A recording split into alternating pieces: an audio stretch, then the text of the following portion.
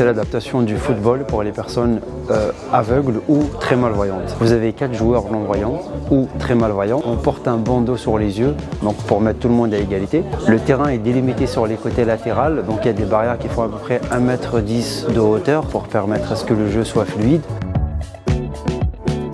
Toutes les compétitions ont une saveur particulière, que ce soit bien évidemment le championnat d'Europe, la Coupe du Monde, les Jeux paralympiques ou même les compétitions nationales. J'ai pas une plus belle victoire, j'ai plusieurs belles compétitions.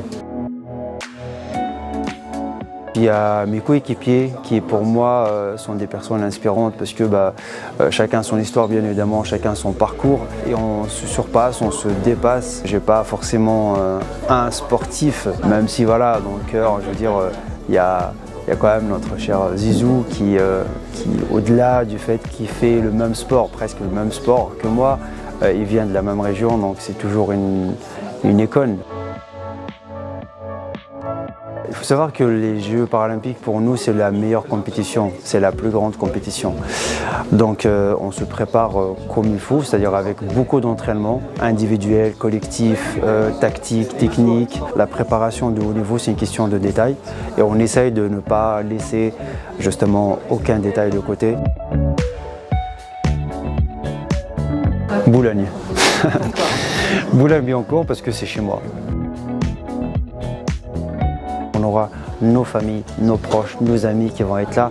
Donc on aura des nôtres qui vont venir nous supporter.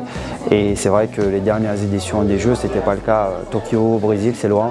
Et donc là, ça sera à la maison. Donc ça a une saveur particulière.